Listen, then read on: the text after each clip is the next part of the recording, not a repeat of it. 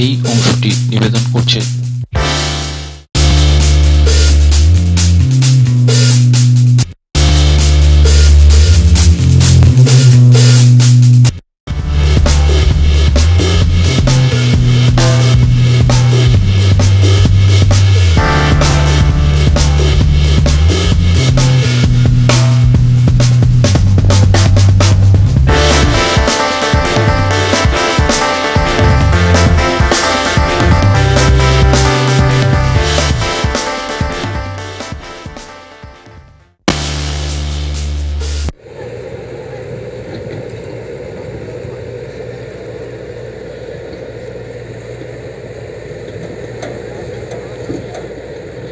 পাচ্ছি আমার ঘরটা এই জায়গায়, ঠিক আছে।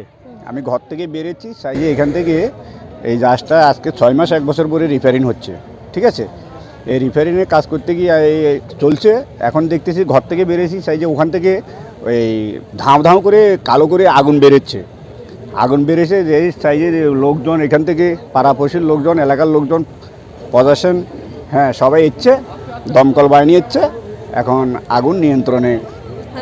কীভাবে লেগেছে সেটা তো বলতে পারছি না। ইলেকট্রিকের লাইন টাইন হয়তো এরকম কিছু হতে পারে। এই জাহাজটা ওই তেল পাম্প, তো তেল পাম্প ভিতরে তেল আছে, হ্যাঁ কুটি ওই জাহাজটা আমরা জানি। আর আমার ঘরের পাশে তো রিপেয়ারিং হচ্ছে। আমার বাড়িটা হলো 8 নম্বর, ঠিক আছে।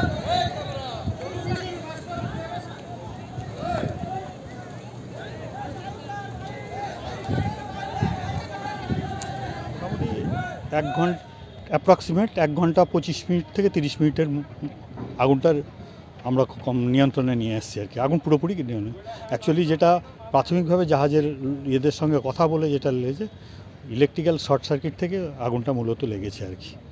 ক্ষয়ক্ষতির পরিমাণ এই মুহূর্তে হলপ করে কিছু বলা যাচ্ছে না। অ্যাসেস করলে বোঝা যাবে যে কত ক্ষয়ক্ষতি হয়েছে। না না এই মুহূর্তে কোনো লাইফ লস নাই, ঠিক আছে।